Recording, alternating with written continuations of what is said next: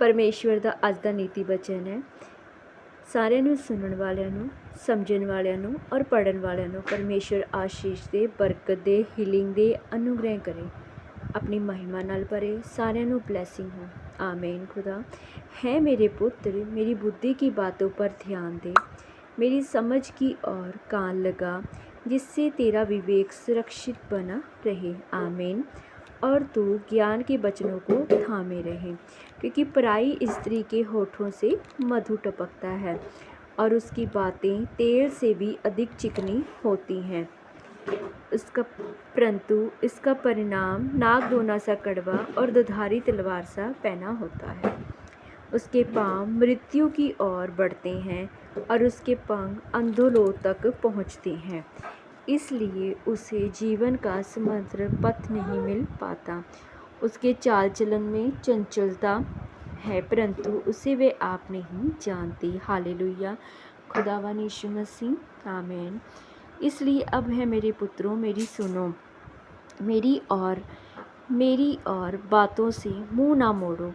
ऐसी स्त्री से दूर ही रह और उसकी डेवड़ी के पास भी ना जाना।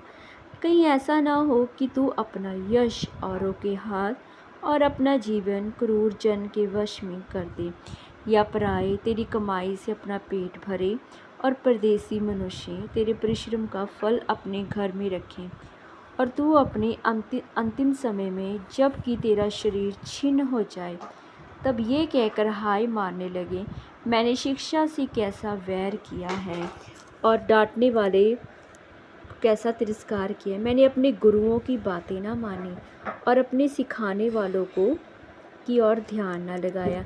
मैं सभा और मंडली के बीच प्राय सब भाइयों में जा पड़ा।